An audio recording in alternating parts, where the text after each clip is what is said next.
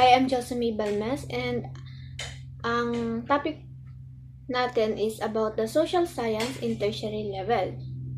Social science is a multi- and transdisciplinary program that studies specific geographical and cultural areas, in particular the Philippines and Asia, utilizing the different social science disciplines of history, politics, economics, geography, anthropology, and sociology. So, dito inihahanda ang mga estudyante para sa mga career sa pagtuturo, sa pananaliksik, sa mga political studies, advocacies, at maging sa NGO, gobyerno, at maging sa mga pribadong sektor. At nakatutulong ito bilang paghahanda sa mga pag-aaral ng batas o iba pang larangan ng agham sa agham, panlipunan, pati na rin sa diplomatiko o global na trabaho. Studying social science gives students an understanding of the real world around them.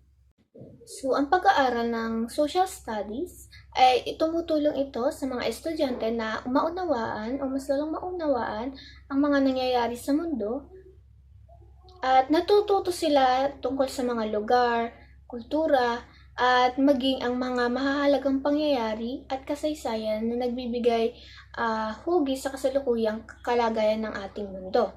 At sa pamamagitan nito ay nagkakaroon naman sila ng kakayahang maunawaan at mahulaan kung paano gumagana ang ibang bahagi ng mundo. At lumalawak rin ang kanilang analytical skills, critical thinking at research skills. So, dito sa natututo ang mga estudyante na suruin ng maayos or ng malalim ang mga datos at impormasyon upang makabuo ng logical na konklusyon.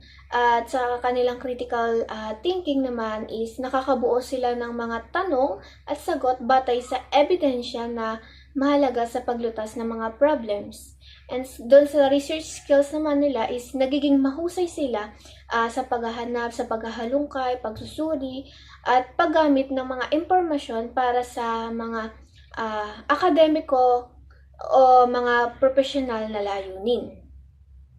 At dito is malaki ang natutulong ng pag-aaral ng social studies sa mga estudyante.